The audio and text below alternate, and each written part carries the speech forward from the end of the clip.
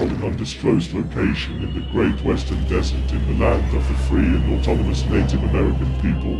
The 2024 presidential campaign enables time to return all U.S. land back to their right's owners. This is the Ben Zion Podcast. Techno-communism. Beautiful Sunday, Mother's Day. Happy Mother's Day. And happy birthing person's a time to all of you. I say that with the utmost seriousness. Gender roles not that important. They should not be given the lines above the fold that they get by conservatives. They should certainly not be such a preoccupation of people. I've met some transhumanists. I can't say I'm close to most of them anymore, but one thing I observed is that they say that they want to transcend human form and change civilization as we understand it, and yet they conform to almost every cultural property that anyone else would who doesn't want to do those things. It's kind of what I'm going to talk about, but I'm not going to rant about the transhumanist party, even though they should just be called the techno-fascist party. I'm not going to rant about tech. All right, now I'm going to tell you a story. A few years ago, I made a meme, which a lot of people saw because I forced it down their gullet. I shared it in a lot of conversations, and it kind of did, it didn't go viral, but I can definitely remember times where I posted it in a comment or on its own, I guess, and to some tens of thousands of eyes would have been on it. And it's a photograph of a certain Donald Trump at a rally of his, making fun. Don't make that gesture. Making fun of a handicapped reporter, and it says, and the text that I put on this meme says, and it's designed to inflame. It says, "Conservatism is just mental illness with a nicer sounding name." And I want to explain that for a moment, because it probably just sounds like a thing to get people angry. But there's a couple of ideas in there that I think are not so small as that. And there are things that communists implicitly understand or have a good understanding of if they understand Marxist theory and ideas of this kind, but they don't act in a way that reflects that, in my opinion. I've seen relatively few who do this. What is a capitalist class? What is the failings of the human species? This comes down to inhumane ideas, violent actions, and institutions, and that is essentially what conservatism is. It's not conserving anything. Your conservatives overwhelmingly, and all people of the capitalist class overwhelmingly uphold,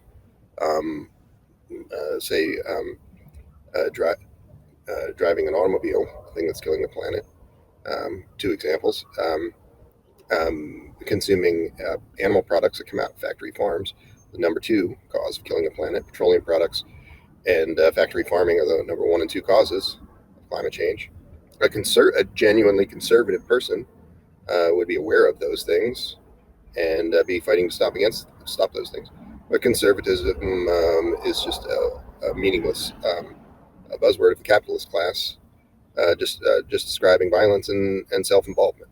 The communists all know this, and they also all know something which I hope you understand, which is that almost everything that is characterized or treated as mental illness is a product of less than ideal material conditions.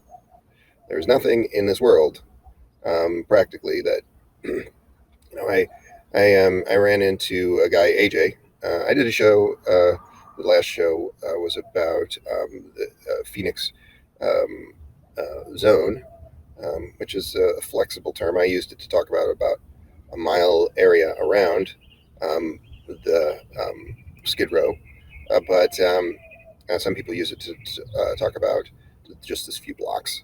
And the zone was cleared forcibly, and the one domicile that thousands of people in this town have, a tent. Tents were destroyed and taken away. People are locked up. Some of them are dead because of this. This is a fascist action because it's done on behalf of the bourgeois, literally. Business owners complaining that these people who have been squeezed against the sides because of a society that only cares about business owners. So we continue that really great trend by periodically, this happens a lot, forcing all the homeless people in this town, which there are many thousands, to be moved, to take their property, to help assist them in no way.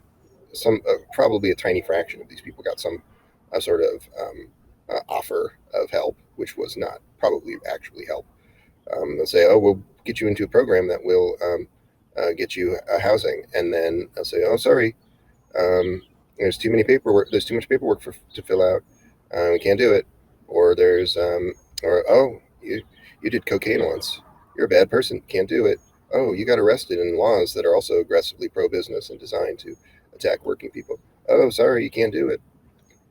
So they'll dangle a carrot, but not actually offer any of these services. There's no housing authority and housing guarantee. There's no public health service or any kind of healthcare guarantee. There's no jobs or training programs of any real significance or guarantee. There's nothing. There's nothing. There's just lies and fascism. And so communists are aware of this problem. So this is the problem of capitalism and fascism. And the communists are aware that most of what is said about someone's mental health is just a pro-fascist lie itself. And I'm of a mind, that is why this Trump meme was something that I did. I'm of a mind to think that the only thing that can really characterize mental illness is that inhumanity, is that cruelty. And when you say all of this to people, almost every communist, if you show them this meme, which it's a nerdy meme, it's not that good, but it does get the job done, I guess. Definitely trigger people. When you show them, even communists, this meme, their response is exactly almost the same as how liberals respond to it. People of the capitalist class respond to it. So they have on they're paying lip service to all of the ideas that I just said. The idea of the inhumanity really being the mental illness, all of the problems that entails, but there's still this liberal rot in the collective, and it should be something, this has been written extensively about by smarter people than myself, but this liberal rot in the collective, Mao's term, all the ways in which you have to be self-critical constantly because you're going to backslide into elitist thinking and support for elitist institutions. All of that, it's not all necessarily things that you're consciously processing, right? Because some sneaky little bastard like Ben Zion will make a meme that kind of exposes you for the kind of more creature of the capitalist class than you like to admit. And that's true of communists, but to the extent that it's true of communists, it's true of all of you much, much more. I often am saying this kind of thing about communists, is call them historical recreationists. I think recent episode for preoccupation with historical institutions and figures over building 21st century institutions that would actually be of use to them. That's a bit reductive, but it has a kernel of truth of almost every communist that I've observed. And but I shouldn't criticize communists without saying that almost everyone else on the planet, which is everyone, is about 100 times worse. I'm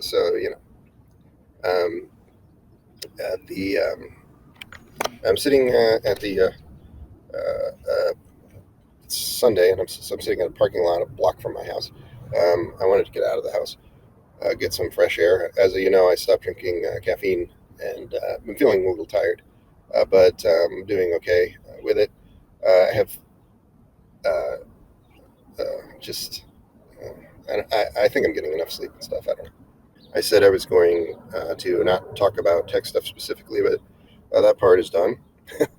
I'm gonna talk about something that's kind of surface level and performative in the way that people's response to this critique of conservatism, which, in my view, it was using one thing is it's using the word conservatism as framing things around the interests of the capitalist class.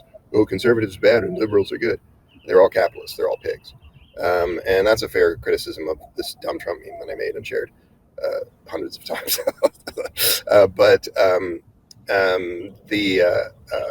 But that kind of misses the point of what I was saying as well. Capitalism is conservatism. Those things are, all of fascism, capitalism, conservatism. These are all the same thing. So if you think that conservatives are the only conservatives, and other people of the capitalist class, liberals, are not conservatives, yeah, and if that's your only criticism of that beautiful piece of art, then yeah, I agree with you. Capitalists are all trash. This is something that from John Loeffler and on techradar.com. And it seems like a little bit of a surface level analysis, but I don't know. You tell me. Generative AI is stealing the valor of human intelligence. Yeah. So no concern for material conditions based on just these words that we've heard so far, right?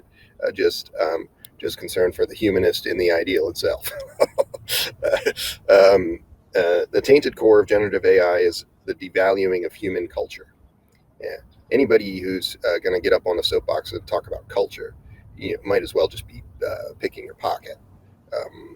In my view, culture is garbage. There's no culture in human society. Well, that's definitely above reproach. It's garbage. And in the imperial core, it's 10 times more garbage. But you won't go anywhere and find people who aren't, doing just what I said at the top of the show, describing themselves as a great champion of humankind, but just using this or that institution or cultural property, which are themselves transient, change constantly. Most of the things that you think of as paleo-conservative or from ye olden times were things that did not exist 200 years ago before the advent of some kind of mass media. So you're protecting things with lies. You're protecting things that are elitist and cruel, and almost all of you are doing this, right? It's not like everybody, progressives and people to the left of progressives, are the ones who aren't doing this, and everyone else is doing this. We're all doing this on a daily basis. So don't tell me about fucking Jesus and how the United States needs to have a social chauvinist Christian communist revival. Jesus fucking Christ, that's dumb. The United States, of all places, is not going to be capable of doing that. The United States has been a Christian fascist country for hundreds and hundreds of years. It's the very basis on which the genocidal projects were spearheaded, killing Native Americans, killing African Americans. It's been the basis for every bad thing that they've done since, in a certain way. It's the number one cultural property upholding global fascism and anti-communism. If you're going to come to me and tell me that that is the thing that's going to save us, fuck you. And fuck you twice on Sunday and 3 times on Mother's Day. You fucking crypto-fascist. If you are a Christianist apologist, you are a crypto-fascist if you live in the United States. Fuck you.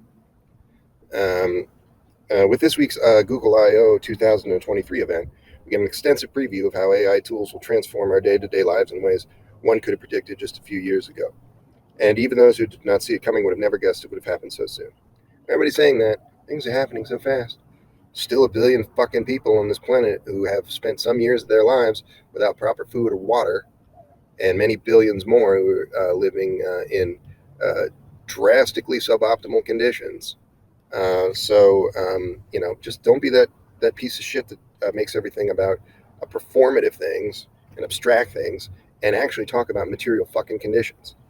Google AI tools would be writing your emails, reading and summarizing other people's emails for you, creating your spreadsheets, your presentation notes, and even responding to text messages with appropriate emotional tones, as long as you're instructed to respond in that way. And the whole affair left me rather pessimistic.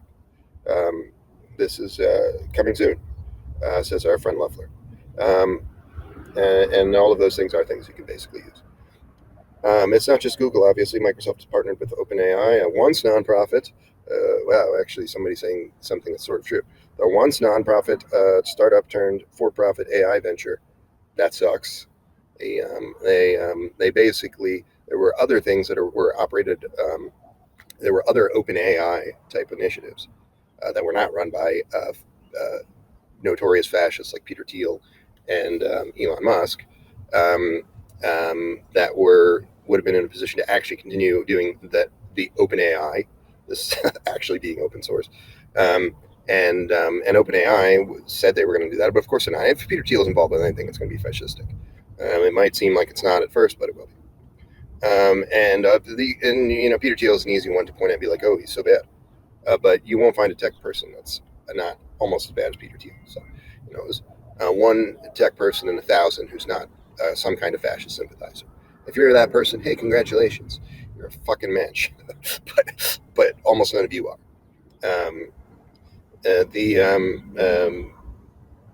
It's not just Google.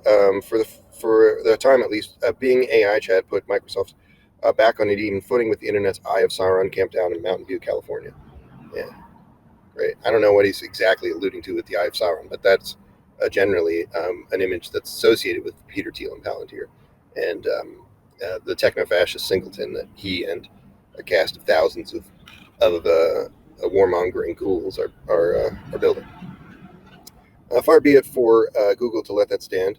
And Google I/O 2023 confirmed what our U.S. editor-in-chief Lance Ulanoff predicted months ago, that Google might have been caught flat-footed by Bing's OpenAI integration, but that lasted about as long as it took for Google to open the LAMD floodgates.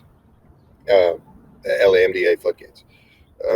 So large language models are being introduced to consumers. This thing's been held back for a couple of years because because of what I said at the top of the show. People will bend over backwards to uphold elitist institutions, so much so that they have time and again rejected things that would have been helpful. Most notably, the world revolution that would have occurred in early to mid 20th century had these elitist institutions and resources not been brought to bear. And the United States is at the center of that. It's history's most successful anti-communist fascist organization. The United States is a terrorist organization. It's killing the planet. The United States military spends $1 trillion a year specifically on killing the planet. They're the world's worst polluter, but they also protect all of the super polluters with violence. They will kill you if you do not uphold super polluters and their super polluting regime. This is killing the planet. The oceans may already be dead. You may already be breathing air, not realizing that there will not be more air for you to breathe after that. You die. You're asphyxiating in slow motion. That may already be your situation. And even still, you will not lift more than even a finger, or do even more than even the most performative or perfunctory thing to stop any of that from happening. And that's Bernie Sanders. Bernie Sanders votes for $1 trillion military budgets. Every person that calls themselves a progressive is in no true sense doing any of those things. Now the arms race for AI is full speed ahead, with normally sensible tech companies throwing caution and social responsibility to the wind to leverage their ubiquity in everything from emails to getting directions to ordering pizza, so they can cram an AI assistant in every corner of our lives. That is something absent what's described here in this for-profit framework and what's described kind of derisively. That is something that is democratizing labor, in my view. Maybe some of that will prove to be bad, but for the most part, giving people tools to be self-reliant and even economically independent is not a bad thing. I wrote this earlier this week about how our work and interpersonal lives are already fractured and atomized from one another to the point of near isolation. So the idea of putting up more barriers between human interaction, even on something as banal as a work email, struck me as sacrilegious. It's hard to put my finger on why. Yeah, this guy is just kind of blathering some kind of vaguely social conservative stuff to uphold the institutions that he should be tearing down. This is a pretty typical American view.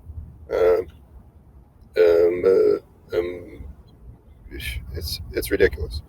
You can not, whatever stupid asshole John Loeffler is, you can not find an American male practically who's not about that stupid. It's anger. He's describing his vague feelings of anger at the problem of emerging technology. It's anger, fundamentally. It's presumptuousness of the technology being passed off as human enough that we will accept it as a permanent part of our lives. But more than that, it's the understanding that countless billions of human interactions, bursts of creativity, and painstaking work have been lifted wholesale. So again, there's no concern for actual human beings and their lives or material conditions, just concern for some idealized view of society. This is something that liberals will always do: change the subject to something of unrelated to material conditions. Ultimately, these models mimic the composite parts of millennia of human thought and creativity and reassemble it in a place beyond the uncanny valley that is at its core fundamentally more offensive. So we're beyond the uncanny valley. It's not just somebody having a weird looking nose and me being annoyed by it. But now it's beyond that. It's a threat to culture. If we were smart, we would burn these models to ash. Fucking dickhead. If we were smart, we would have a revolution wherein private wealth is ended and all of these things are converted to the commons. That's what we would do if we were smart. Not listen to this capitalist class double talk. The first breakout generative AI model to hit the scene was DALL-E back into January 2021. And DALL-E was one that I started playing with a lot. It was fun. It made me want to make this comic book, Falcon X Omega Point, which I keep threatening to share with people. But I just finished not too long ago, 2 weeks ago. I finished the first draft of it, and I like the plotting, I like the beats, I like the characters, but I kind of want to tear it all down and do it again and rewrite the same story and do it again. But I am tired with it, and I'm not getting really useful feedback. Basically, the only feedback I've gotten is just people being like, "Oh, neat," or people being like, "Good job, Ben," which doesn't really help me that much. And if some of the people that were going to be doing this became unavailable, which sucks, and some of the people that were going to be doing this are not really my friends, so of course they're not going to help me.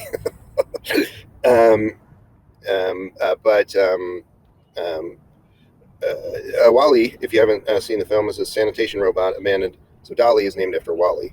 It's combining that character and 20th century personality Salvador Dali to describe this generative art, which I enjoy.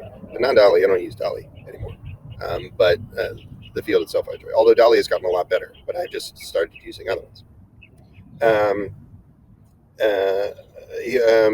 He's condemned to sort and organize the trash of humanity after it has long left the planet behind.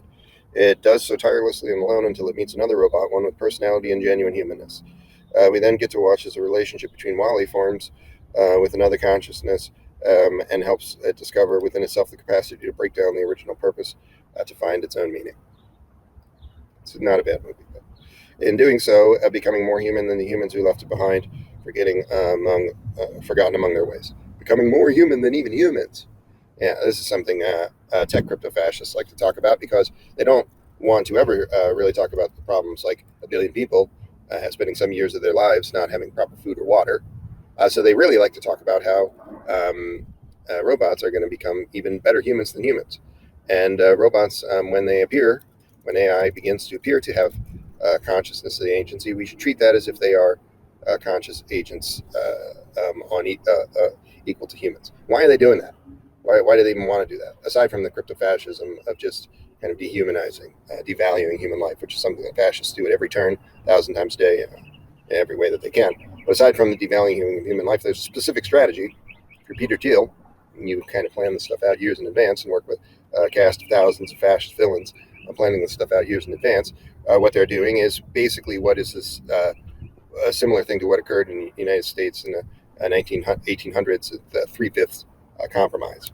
The Three-Fifths Compromise was a situation wherein people who were chattel slave owners, plantation owners, whose the human beings that they kept in bondage had no rights, but they were demanding that the owners, be given rights.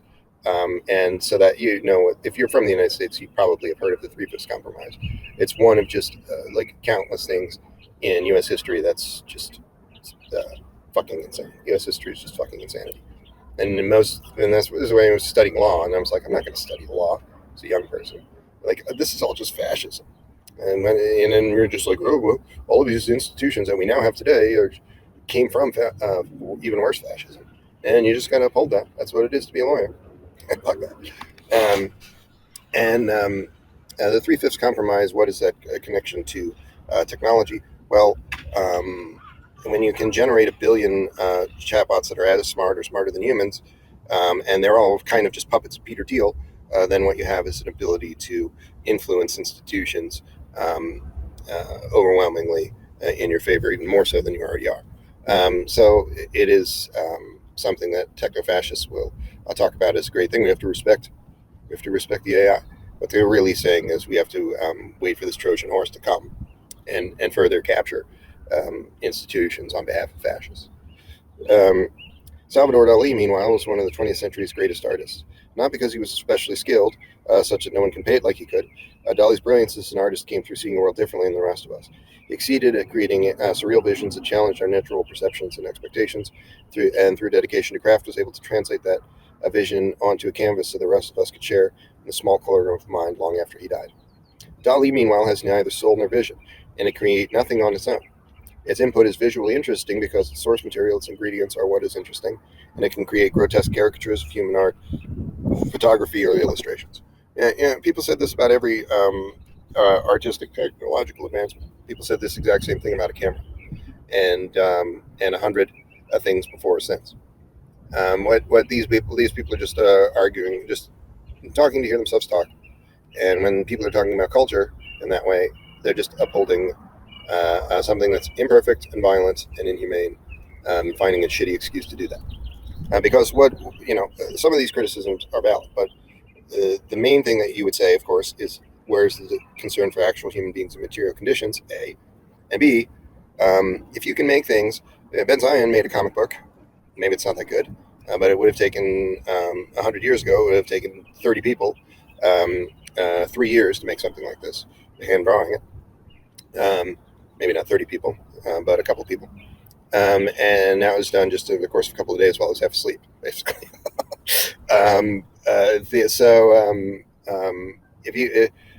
What is the implications for that force multiplier for civilization? It means that better projects can be made. You're already seeing graduate programs just being transformed by ChatGPT because all the graduate students have to be working on some specific projects or other, or coming up with specific projects, and they're working with other people. But now they have a huge amount of additional labor, and it's kind of thing that's become the organizing principle unto itself in what they're doing. So college has changed quite significantly because of this in various ways. But if you're not focusing on helping people or doing better things, you're just saying some bullshit about culture. Fuck you, John Leffler. But an algorithm isn't a remix, as some might argue in defense of DALL-E and others, where some artist takes the work of others and adds a new element to provide a different perspective or experience that enhances the original. An adversarial generative AI like DALL-E, ChatGPT, and the various voice generators that can produce songs by your favorite artists who never actually performed them is something else, and it definitely isn't human. It's being made by human beings. It's, you're saying, I don't like you playing the violin. I prefer someone to sing. That's what you're saying, right? Well, the violin was made by me. It's an art that I'm making. What's the fucking problem? It can play the part at a passive glance, but so could the alien in John Carpenter's The Thing. Yeah, it's an alien. Advanced algorithms are human beings in horrible form. They're not just a tool that human beings are using. To pretend that the output of a generative AI is something more than a curiosity is fundamentally antithetical to human culture. It's an anti-culture, and it threatens human thought itself with a crude imitation of what it means to think. AI is stealing the valor of human intelligence. It's the thesis of this dumb piece, and it can't be forgiven for that. All of this, meanwhile, wouldn't be possible without you, the human being, the one who produced the training data that all of these AI models have used to get so good at writing an email. Google's models probably read countless emails to understand what an email is supposed to sound like, and yours was possibly among them. AI image generation tools like DALL-E, etc., wouldn't be anywhere without the grueling, often unpaid and thankless work of the photographers, painters, and other workers whose works were used to train these models, almost entirely without the artist's consent or even knowledge. Yeah. I'm moving the camera a little closer because the wind has picked up, and I had to delete a show from like a week and a half ago because the wind was so bad. So hopefully we can avoid that. So this is basically making an argument for losing work. Right? Nothing is permanent. Nothing can be remixed in this person's worldview. That's the cultural thing. This cultural predicate here is just basically a capitalist intellectual property protection, which is bullshit. There's no creativity in it because you can't, think of what classical music was a few hundred years ago. Somebody would hear a song, and then they would be like, I'm doing a tribute to that song. And almost all of the actually good pieces of classical music were just people riffing on each other. But capitalism prevents you from doing that and doesn't even maintain any permanence in these things. So this person doesn't want that permanence, nor does he want to use more sophisticated tools. Just another idiot of the capitalist class talking to hear himself talk. So I'm not going to read any more of this article. It goes on for a few more pages, but fuck this guy. But if your criticisms along these lines are more grounded in actual concern for human beings than this, and not talking about fucking culture like a bird brain, then you do have something to say. But John Loeffler does not have something to say. He should never write again.